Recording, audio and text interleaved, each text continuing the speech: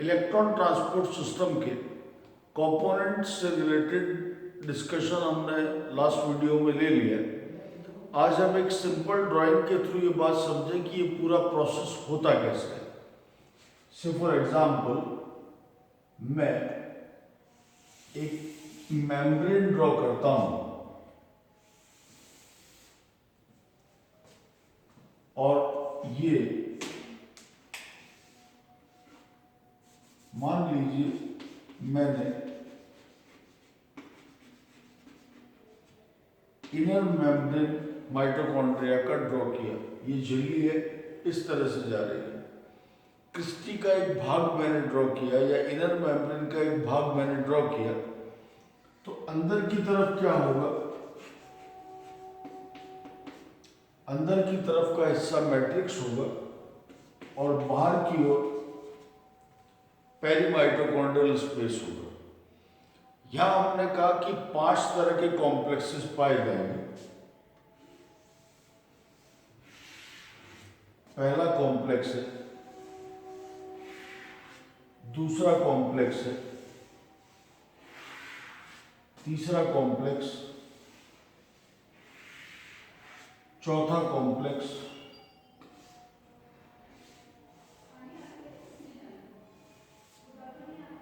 और पांचवा कॉम्प्लेक्स। ये 5 कॉम्प्लेक्स इस तरह से हम एक साथ अपनी सुविधा के लिए ड्रॉ कर लेते हैं। कॉम्प्लेक्स 1 to 5 का नामकरण हमने पहले देख लिया। इन सारे कॉम्प्लेक्सेस में कुछ फिक्स घटक होते हैं जो इन एंजाइम कॉम्प्लेक्सेस के ही घटक हैं। जैसे यहाँ FMN फ्लेविन मोनोन्यूक्लियोटाइड इसका प्रमुख घटक है। इसके अलावा आयरन सल्फर का एक अणु यहां पाया जाता है। कॉम्प्लेक्स 2 आयरन सल्फर का एक घटक है। कॉम्प्लेक्स 3 में साइटोक्रोम B होता है, आयरन सल्फर है, साइटोक्रोम C1 है, साइटोक्रोम B है, आयरन सल्फर है, C1 है,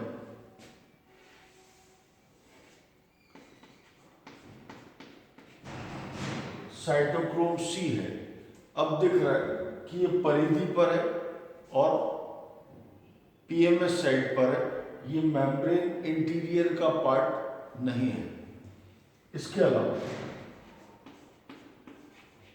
साइटोक्रोम A है, साइटोक्रोम A3 है और 2 अणु कॉपर के हैं जिन्हें copper 1, 2, copper A, B, copper alpha beta के नाम से जाना जाता है। वास्तव में साइटोक्रोम आयरन कॉन्जुगेटेड प्रोटीन है, लेकिन ये जो कॉपर यहाँ दिख रहा है ये साइटोक्रोम A3 के ही घटक है। साइटोक्रोम A3 एक ऐसे साइटोक्रोम का उदाहरण है जिसमें सेंट्रल एलिमेंट कॉपर है, आयरन नहीं है। यहाँ इलेक्ट्रॉन और प्रोटॉन लाने का काम मैंने आपसे पहले भी कहा NaDH2 या FeDH2 करता है। यहाँ अगर हम उदाहरण लेकर चले कि NaDH2 अपने इलेक्ट्रॉन और प्रोटॉन की ऊर्जा इस समूह के लिए लेकर आया, तो ये कॉम्प्लेक्स 1 को अपनी ऊर्जा देके खुद ऑक्सीकृत हो जाता है और Na का निर्माण होता है। ठीक, इसने अपने इलेक्ट्रॉन और प्रोटॉन FMN को दे दिए, तो FMN कन्वर्ट हो गया FMNH2 में। इसके इलेक्ट्रॉन और प्रोटॉन दोनों को FMN ने ग्रहण किया और खुद FMNH2 में कन्वर्ट हो गया। अब इसके पास इलेक्ट्रॉन और प्रोटॉन दोनों आ गए। ये क्या करेगा? जो प्रोटॉन इसने NaDH2 से लिए हैं वो 2 प्रोटॉन ये ट्रांसपोर्ट करके यहाँ से इसने लिया और बाहर निकाल दिया, किधर, मैट्रिक्स से पीएमएस की साइड पर। अभी इसने प्रोटॉन निकाले लेकिन इलेक्ट्रॉन इसी के पास है, वो इलेक्ट्रॉन इसने आयरन सल्फर को दिए और आयरन सल्फर इन इलेक्ट्रॉन्स को UQ को दे देगा, यूबिक्विनॉन, जिसे हमने मोबाइल इलेक्ट्रॉन कैरियर कहा है। याद रखें, पहले कॉम्प्लेक्स का नाम था NADH को-Q रिडक्टेज। NADH खुद ऑक्सीकृत होगा और फाइनली रिड्यूस कौन होगा, को-Q, यानी कोएंजाइम Q, यूबिक्विनॉन। जब इसके पास इलेक्ट्रॉन आ जाते हैं तो ये यहाँ से मैट्रिक्स से 2 प्रोटॉन लेकर UQH2 में कन्वर्ट हो जाता है। इस पर हम आगे बात करेंगे। अगला कॉम्प्लेक्स का नाम था सक्सीनेट को-Q रिडक्टेज। हमने क्रेब्स चक्र में यह अभिक्रिया देखी है कि सक्सीनेट फ्यूमरेट में कन्वर्ट हुआ था और उस दौरान FADH2 का निर्माण हुआ था। हमने वही कहा था कि यहाँ एक एंजाइम सक्सीनेट डिहाइड्रोजिनेज काम करता है जो मेम्ब्रेन से जुड़ा होता है। हमने कहा था क्रेब्स साइकिल का इकलौता एंजाइम जो मेम्ब्रेन का पार्ट नहीं है। यहाँ सक्सीनेट से फ्यूमरेट कन्वर्जन पर FADH2 बना। ये वही वाला FADH2 है जो क्रेब्स साइकिल में बना था। तो एक तो डोनर ये हो गया NADH, दूसरा FADH। FADH अपने इलेक्ट्रॉन आयरन सल्फर को देगा जैसे इसने दिया, और ये इलेक्ट्रॉन UQ को देगा जैसा इसने दिया। लेकिन इस कॉम्प्लेक्स में क्या हुआ था कि प्रोटॉन जो थे वो सिस्टम से बाहर हो गए थे PMS की तरफ। यहाँ ऐसा नहीं होगा। FADH2 अपने इलेक्ट्रॉन FES की थ्रू UQ को देता है, साथ ही साथ अपने प्रोटॉन भी वो UQ को ही दे देगा। इस वजह से UQ will convert into UQH2। ये हम PQ फोटोसिंथेसिस में भी पढ़ चुके हैं कि quinone compound basically proton carriers होते हैं और प्रोटॉन कैरी करने के लिए इलेक्ट्रॉनों की आवश्यकता होगी। तो जब ये इलेक्ट्रॉन लेता है तो प्रोटॉन भी रिसीव करता है। अंडरस्टूड है, जब इलेक्ट्रॉन देगा तो प्रोटॉन भी दे देगा, इलेक्ट्रॉन लेगा तो प्रोटॉन भी लेगा, इलेक्ट्रॉन देगा तो प्रोटॉन भी देगा। ये UQH2 क्या करेगा, अपने इलेक्ट्रॉन आगे श्रृंखला में साइटोक्रोम B को देता है, तो अंडरस्टूड है प्रोटॉन भी दे देगा। ऐसे समय में ये अपने प्रोटॉन्स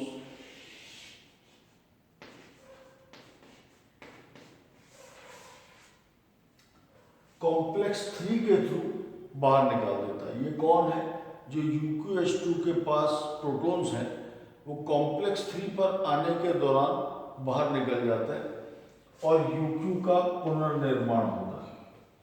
ये UQ से UQH2 का एक छोटा सा साइकिल लगातार इस प्रोसेस में चलता रहेगा। ये हमें ध्यान रखना चाहिए। इसके बाद सिंपल है, इलेक्ट्रॉन साइटोक्रोम B से FES को, C1 को, साइटोक्रोम C को, वहाँ से A को, कॉपर, देन कॉपर, और फाइनली इलेक्ट्रॉन्स साइटोक्रोम A3 को चले जाते हैं। यहाँ हमें ये बात समझ में आ रही है कि अगर कॉम्प्लेक्स 1 काम करेगा तो भी एक्सेप्टर यूबिक्विनॉन है, कॉम्प्लेक्स 2 काम करेगा तो भी एक्सेप्टर यूबिक्विनॉन है। दो अलग एंजाइम्स कॉम्प्लेक्सेस के थ्रू फाइनली UQ को जाता है, उसके बाद चेन कॉमन चलती है। जब ये साइटोक्रोम A3 को आ गया तो A3 हाफ ऑक्सीजन को, यानी ऑक्सीजन एटम को इलेक्ट्रॉन दे देगा। हमने कहा था ये टर्मिनल एक्सेप्टर ऑफ इलेक्ट्रॉन्स है। अज्ञात कारणों से जब A3 हाफ ऑक्सीजन को इलेक्ट्रॉन देता है तो दो प्रोटॉन्स किसी कारणवश और बाहर की ओर जाएंगे। दिख रहा है डायग्राम में कि कॉम्प्लेक्स 1, कॉम्प्लेक्स 3 और कॉम्प्लेक्स 4 मैट्रिक्स से पीएमएस की ओर प्रोटॉन की सांद्रता बढ़ाने का कार्य कर रहे हैं, यानी इस ओर प्रोटॉन की सांद्रता बढ़ती जाएगी।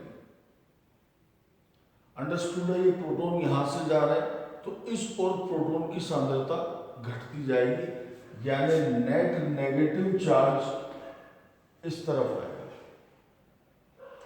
क्या हुआ है? प्रोटॉन की सांद्रता प्रवणता कंसंट्रेशन ग्रेडियंट क्रिएट हो गया। ऐसा ही हमने केमियोस्मोटिक थ्योरी ऑफ फोटोसिंथेसिस में भी पढ़ा था, जहां एटीपी निर्माण के समय हमने रसायन पराशरी सिद्धांत पढ़ा था पीटर मिशेल का, chemiosmotic theory of Peter Mitchell. The same theory is applicable here. यहां ये माइटोकॉन्ड्रिया का FO है और ये F1 पार्टिकल है। FO में हम सेल में दो हिस्से पढ़ते हैं, एक बेस है, एक स्टॉक है, और F1 का मतलब हेड पीस है। हेड पीस में ATP सिंथेटेज का लोकेशन होता है और FO जो है वो सिर्फ एक प्रोटॉन चैनल का काम कर रहा है। ये प्रोटॉन चैनल है और ये ATP सिंथेटेज है। प्रोटॉन प्रकाश संश्लेषण के समान ही प्रोटॉन अपनी हायर कॉन्सेंट्रेशन से लोअर कॉन्सेंट्रेशन की तरफ मूव करेंगे वन बाय वन। प्रोटॉन्स यहां मूव करते हैं और प्रोटॉन अपने मूवमेंट के दौरान ऊर्जा मुक्त करते हैं, जिससे ATP का निर्माण होगा। ADP इनऑर्गेनिक फॉस्फेट के साथ जुड़ेगा। ADP plus inorganic phosphate giving out ATP, ये निर्माण होगा और जो प्रोटॉन अंदर आए हैं वो दो के समूह में बनते जाएंगे। देखिए अब दो काम तैयार हैं। इलेक्ट्रॉन ट्रांसपोर्ट सिस्टम के through electron finally half O2 को आ चुके हैं। इलेक्ट्रॉन इसके पास आ चुके हैं। प्रोटॉन ग्रेडियंट के अकॉर्डिंग प्रोटॉन सिस्टम में यहां आ चुका है, ये यहां आ चुका है। ये दोनों मिलकर जल के अणु का निर्माण करेंगे और वास्तव में इसी वाटर को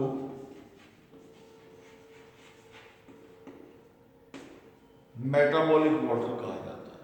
उपापचयी जल, यही जल कहलाता है। ये बातें याद रखने की है। हमने इस टॉपिक के दौरान इलेक्ट्रॉन ट्रांसपोर्ट सिस्टम पढ़ने के साथ साथ हमने यहाँ पर जो 5वां स्टेप है ऑक्सीडेटिव फॉस्फोराइलेशन का, उस पर भी बात कर ली है, ऑक्सीकारी फास्फोरिलीकरण। अब देखिए सारी चीजें क्लियर है। वायवीय श्वसन एरोबिक रेस्पिरेशन में ऑक्सीजन का उपयोग समझ में आ रहा है, वो इलेक्ट्रॉन का अंतिम ग्राही है। ऑक्सीकारी फास्फोरिलीकरण का मतलब है ATP का निर्माण होना ऑक्सीजन की उपलब्धता में, वो काम भी यहाँ होता हुआ दिख रहा है, और उपापचयी जल का निर्माण भी हो रहा है। तो ये दोनों टॉपिक्स हमारे यहाँ पर कंप्लीट हैं। आज के लिए हम इतना ही करेंगे।